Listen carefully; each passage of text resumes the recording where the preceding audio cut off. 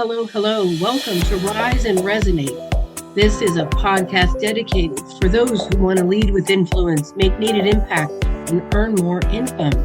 I'm Alicia Pisani. I'm a motivational speaker, #1 international best-selling author, journalist. Good morning and welcome to Rise and Resonate. On our podcast, we have guests that talk about their speaking and using their voices to transform the world.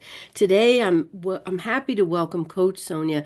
She is a teacher, a speaker, a coach. She's also a U.S. Navy veteran. And Sonia, I'm so happy to have you. Thank you for joining. Thank you. Thank you so much. I'm glad to be here. Sonia, I like to give our guests a chance to tell our audience about themselves in their own words.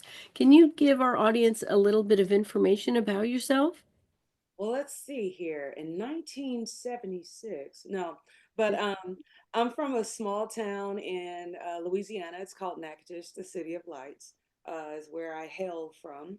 I come to you by way of being in the military, U.S. Navy veteran.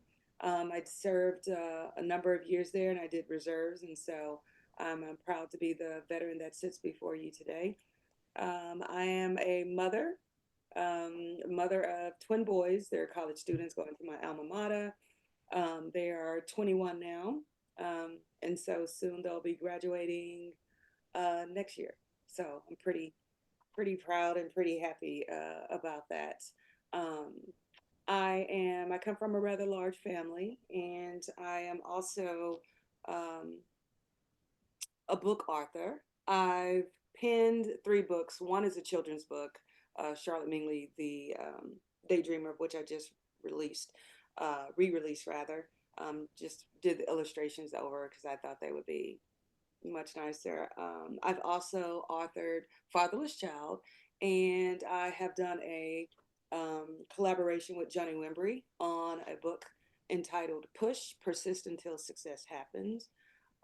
I am a student of Les Brown and Lisa Nichols, um, and those are great mentors to have in my life.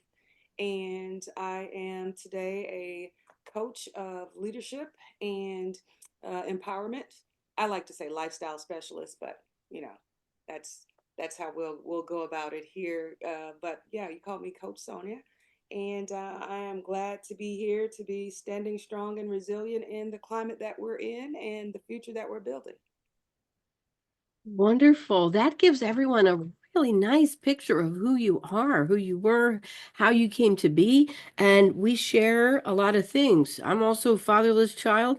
I am also a student of Les Brown and Lisa Nichols, and I'm happy to be in your company, Sonia. I can't wait to see where you go from here. But let's back up a minute. Yes. What is something that brought you to where you are today? Something that shaped your vision? Something that I would say, let's just branch off from the first part of my life. We could go back to that a little bit later, but Hmm? at this point for leadership coaching, what actually catapulted me into this area was um, one day at work, I had my boss who um, decided that she wanted to offer me more money because what I was doing during the time was I was actually working during the day and going to school at night. And that was just really my main focus. And what I learned at this particular juncture in my life was that I learned that I was not being paid what my market value was. And the reason why I was not being paid what my market value was because I did not understand the skills and gifts that I had and how they contributed to the market space. And so I didn't know the value of what I was. And so that really, just thinking in that and having that experience and growing from that in reflection allowed me to see that it is important to know how you show up in the world, what impact you have, and what skills and gifts that you possess, and to actually take responsibility for those and to leverage it in a way that can actually cause you to um, be the leader in the space that you're in, be the expert in the space that you're in. So that's what led me into this arena that I'm in now. Wonderful. So, one of the things that we all go through is challenge. And when we're put in situations, we don't know how to handle it oftentimes, or like you say, we don't realize what our skills are, our natural born gifts. And one of the things that I know I went through, I struggled with this, was being a female and being a woman, not having the confidence and not knowing that it was okay for me to use my voice. What are your thoughts about that? About any women who are out there today and maybe they have something on their heart, they have something on their mind that they want to share, but they don't know it's okay or they haven't given themselves permission. So as you presented that question, I started to think about my childhood and how I grew up. And I grew up in a very sheltered Pentecostal home. And in my home, it was children were seen and not heard. Even in the religiosity of how I grew up in church, it was basically seen and not heard. You're told what to do, you carry that out, and then you come back for further instructions, basically. And in reflection in later years, I learned how I grew up, and if I could have articulated it then, I probably would have articulated it as maybe I was invisible, and the level of my importance as the young being that I was not actually being focused on, and was not no one was asking me what my cares were, my desires and my wants were. And so being in that conditioned space for so long, I learned that my voice wasn't, now not directly spoken to, but as the goings on around me, I learned that my importance was not visible, and probably not to a degree to be um, mean, or even neglectful, but it didn't really matter that much in the grander scheme of things, which I think if I would have learned that then, I would have known that I am important. How I feel and think about things is important, and it should be heard and it should be conveyed, which led me to years later with the series of experiences that I've had being in the military, being a wife. I'm since divorced, but being in that, and even those different lessons I learned throughout that time, it helped me to discover that my voice did matter, and what I wanted and my importance and what I cared about meant everything. And to really build the confidence in myself to be able to give voice and to advocate for myself became a focal point in my later years. And I love hearing that you discovered through the roles that you accepted in life and that you chose, that it helped you to discover and build on that confidence and use your voice today. And I've had the pleasure of hearing you speak at times. And let me tell you, you bring conviction, you bring power, you bring passion, and you invoke things in your audience. And so I've been really blessed to be in your presence. So thank you for that. I just want to put that out there. So you did the 3 books, and it's interesting how you did a children's book, then The Fatherless Child, and then The Push Persists for Success. That it's a nice trajectory. It kind of reflects your life, I think, in the path that you've taken. And so I just and I have so many questions for you. So in your speaking, what do you think is one or two of the most um, important ideas, and maybe you've already touched on them, but what are some of the most important ideas that have helped you to amplify your voice and your presence once you got that confidence and you realized that your voice mattered and you mattered? What was it that helped you to rise up and amplify to that next level, to get out on stage and on camera? I think gone are the days, far gone are the days of people wanting the ideal person. They're wanting the ideal model to be in front of them.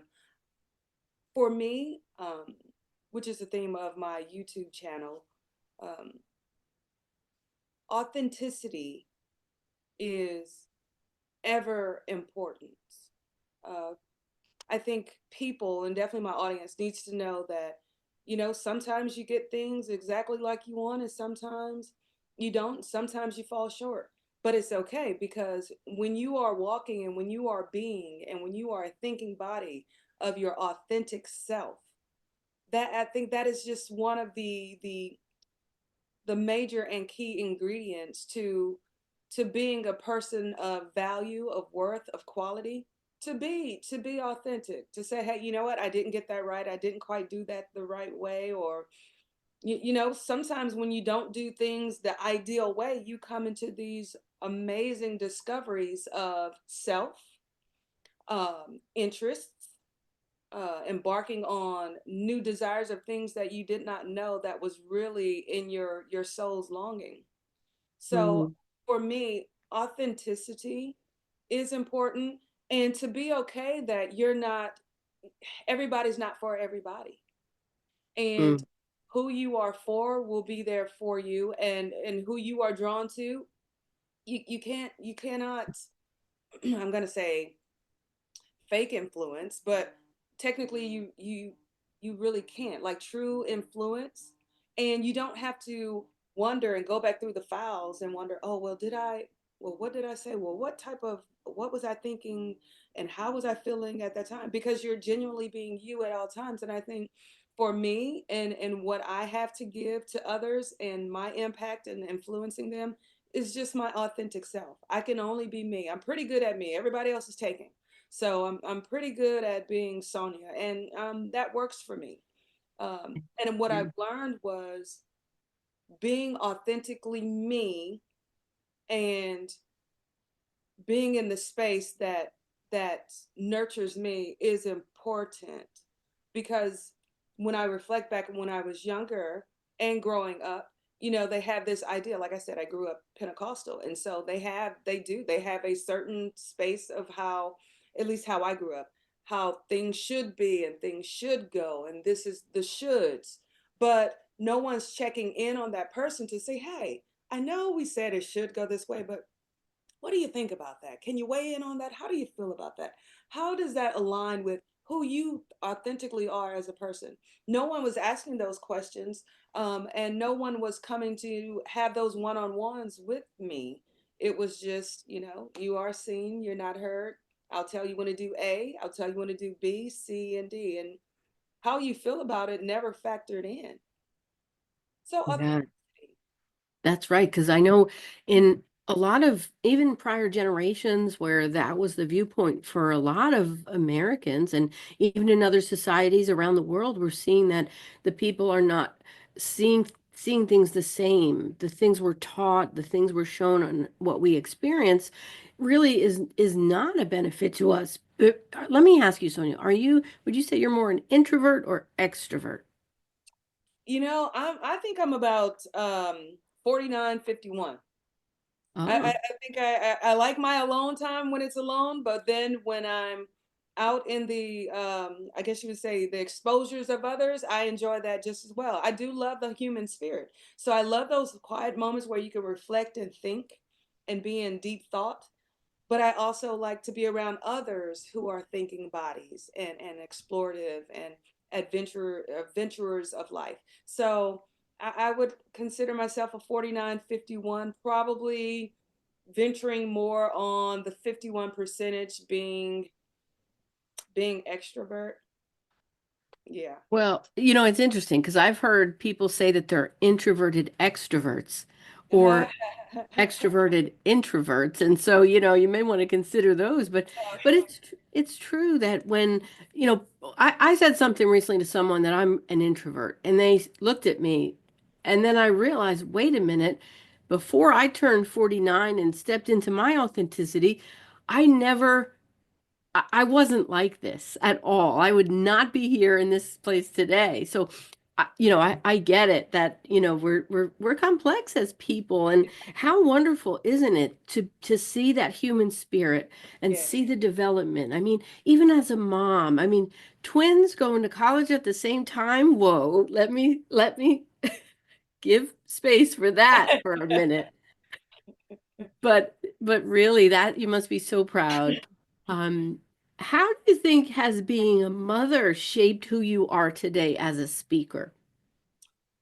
So being a mother, um, when for me at my age, I'm soon to be 49 here in June, but when I think I'm on that brink of life where you start to really think about legacy and think about um, what it is you want your sons to glean from your life, you know, and that's one of the spaces that I have really ventured into. I want the life that I live to mean mean something to my sons, but not really just something. Like a roadmap, something, a guideline, a template. Um, that is important, and I will definitely continue to accept that assignment as long as I can be my authentic self. I think it's important for my sons, but for others to know, like, hey, I sometimes I don't have it all together, but those things that I know that I know that I know, there's no flip-flopping and changing on that. But at the same time, I hold grounds for being an open vessel because I've learned stuff from them socially, and I've learned stuff from them and how they think now, and how their experiences now come into their formula and shape some of how they're thinking that was years ago probably those type of experiences or glances into life were not available to me because let's just be honest, as technology and as life advances, there's some things that become obsolete, or those things that are learned don't have the impact that they did in yesteryears in this new era that we are in.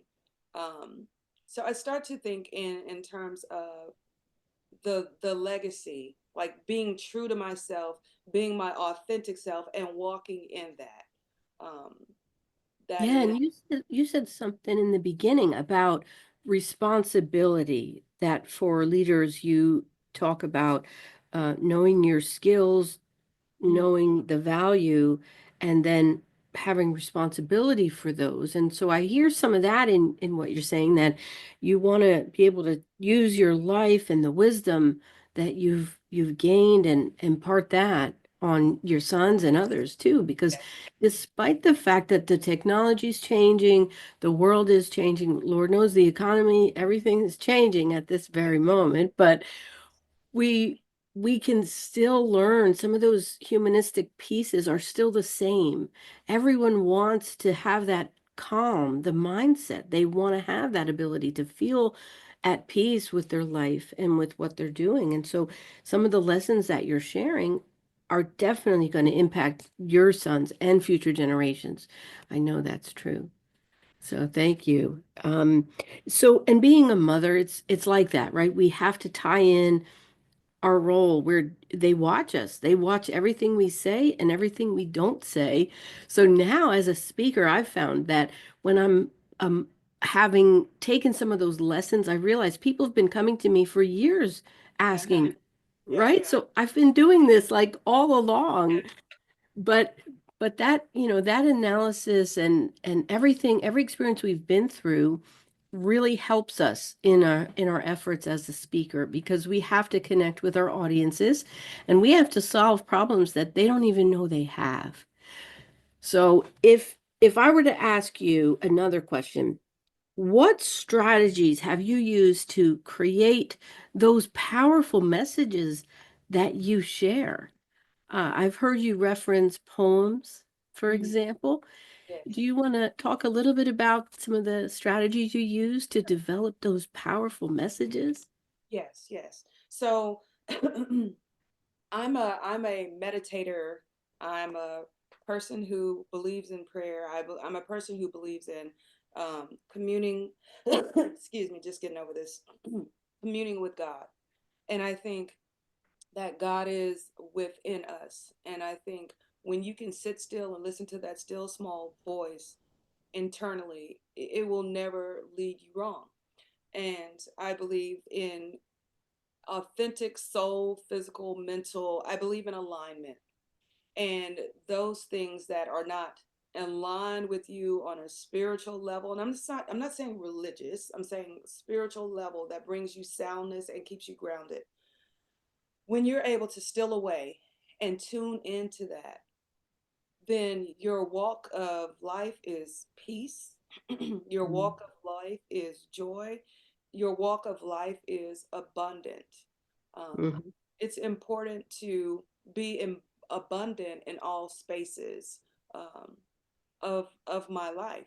So when I'm crafting a message and I'm thinking about a speech to be delivered, I do go to that place where I'm quiet, I'm grounding, and I'm looking internal.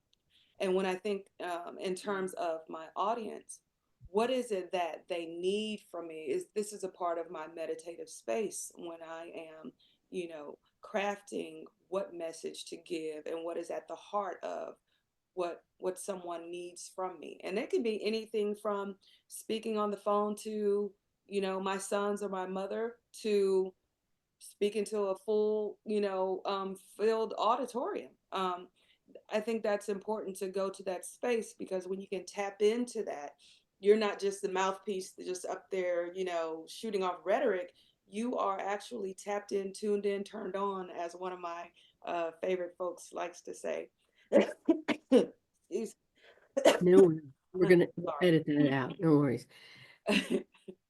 So that's powerful in terms of a strategy, because I know some people, they write a speech, they'll give it and they'll get feedback and then they just go off and give the speech. But I know for myself, some of the things what I do is I take time in the morning when everything is quiet, and I do that. I tap in, I listen to what is on my heart, what, and again, if it's tied directly to the speech, or maybe it's just some thoughts that I feel are important to get out.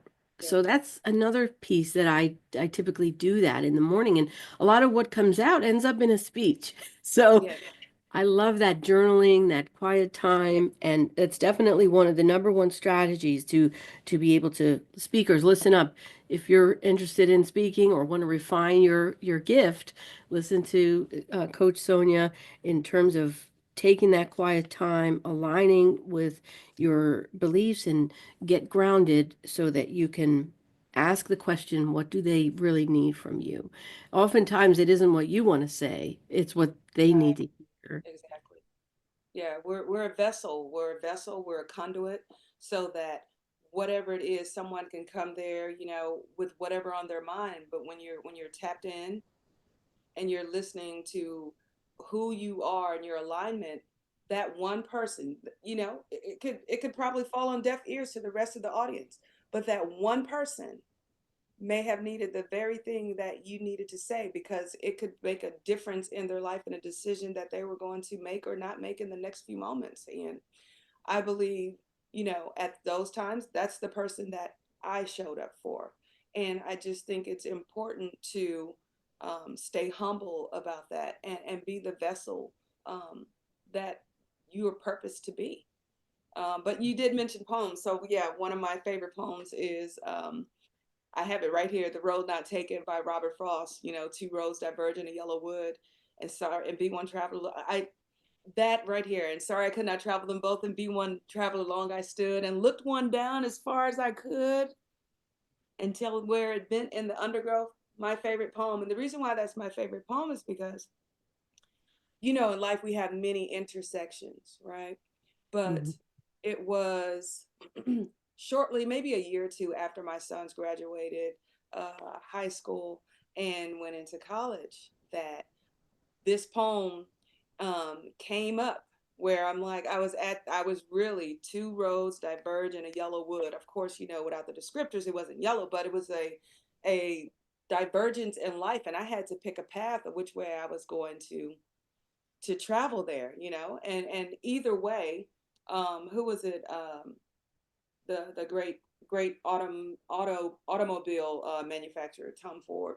Tom Ford is a fashion Henry Ford Oh, said that, whether you believe you are right or you're wrong, basically, you're right. If you think you can, you can. If you think you can't, you cannot. But um, I was a few years ago had, came upon this intersection. It was very great because this intersection was the decision of whether I was going to continue on in education and continue teaching for another umpteen number of years, or if I was just going to follow my heart of my entrepreneurial endeavors and walk in my purpose. And although teaching students, and I love that because I told you I do, I absolutely love the human spirit, was one of the things that would have been very rewarding and very great. However, I wanted to make sure that I was in complete purpose and walking in what fulfills me totally.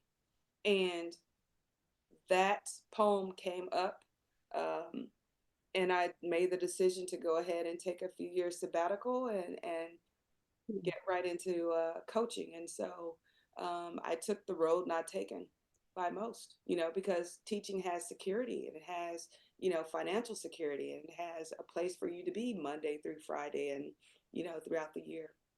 But the other one is I make the path, I create the walk. So I'm very glad that I made that decision. yeah. And I know in terms of being a coach that you can look back, you can teach others what you've been through and what you've healed from, and being able to do that and then see them transform is so rewarding. It's one thing to teach and mentor, and we can still do that, but seeing the transformation and now being able to bring that to audiences as a speaker, I'm with you on this. This journey has been amazing because it's true, as a speaker, sometimes you still need that 9 to 5. You still need that job source of income. You need that for your insurance or different things you might need, but it's okay to do that, right? And you can still speak, you can still share your message. And I just want to put that out there. In this world right now, we're seeing a lot of changes happening. There's a lot of fear, insecurity. Right, People are afraid of losing their jobs, or they've lost them. And right, I've been a career coach for 10 years. And so one of the things that I want to do is offer those services again to people. I know other coaches who are mindset coaches too, and it's so important to help people and not be afraid to ask for that help. I think the major message for me this year is knowing that we can't do it alone. We need to connect, we need to collaborate. And in these times of turmoil, especially, is when we all need to ask for that help. So there's my public service announcement for the moment. Um, but Sonia, I'm happy we could talk all day, and I feel so light now after talking to you. I don't know, I just feel so calm and fulfilled. Like, this is wonderful hearing your story, hearing your messages, and so as a lifestyle specialist, I want to ask you one more question. What advice would you give to aspiring speakers or leaders about using their voice to rise and resonate? the advice that I would give before they even venture out on it is understand your why. Why do you do this thing that you are getting ready to do? Because that's going to be the thing that's going to keep you together, and I guess, as we would say, hold you down when one person shows up in the audience, and when you have those clients who you have the whole step system written out for them, the whole blueprint, but they won't even take the first step. So I would say understand why you're doing what you're doing, and really continue to unearth that until you get to a place where you feel very sound and you feel, I want to use alignment, but it's something more. It's more on a cellular soul level that resonates. If you wake up in the morning and you'd say, okay, this is, as they say, the you've heard this before, if there is this thing that you would do for free without the reward of financial reward or the accolades or anything like that, if that's the thing that, if you think you have 5 days left on this earth and that's the thing that you would do regardless, Mm. then that is it. Then that is the thing. You're understanding your why, you know. Mm. So the advice that I would give to that is be very clear on why you're doing a thing, because everything is not always going to look as you would like it to. It's not always going to be rewarding. It's going to be defeating at times. It's going to feel like you're questioning yourself and your purpose and everything all over again. But once you're clear on your why, that answer is going to come up every time, in those time of when you're on the mountaintop and when you're in the valleys. Mm. So understand why you do the thing that you're so passionate about. Mm. I love that. So leaders, speakers, if you're listening, Sonia is a value voice of reason, and she transforms people. So listen, she comes from the City of Lights. She has authored 3 books. She has overcome challenges in her life to transform. She has dedicated her service as a U.S. Navy veteran. And she's here to bring you a huge message, which is to use your authenticity, to be a person of value and quality, to know that you can find those strategies to align so that you can have peace, joy, and abundance, and also to understand your why. That once you understand your why, despite whatever forces get in your way or challenges come your way, then you'll be able to take that, stand on your truth, and go back to that why as your reason. Now, I know my why has changed over the years, and that may happen, but keep in mind that once you are grounded in that on a cellular soul level, as Sonia has pointed out, you can allow that to help you to really effortlessly go through your life with the choices that where doors open. I've seen this has happened in my life, so I know it's true. um, we've spent time today, Sonia, talking about you. We've talked about your career a little. We've talked about your life, and thank you for being transparent. What is one thing that you want people to know? First, how can they find you, and how can they book you as a speaker? Okay, so you could find me on soniawysingle.ai. That is my website there, and you can get in contact with me. There's a phone number to reach out to me, as well as a support email where you can also reach out to me in that direction. On IG, it is Sonia Wysingle, at Sonia Wysingle. You can find me there.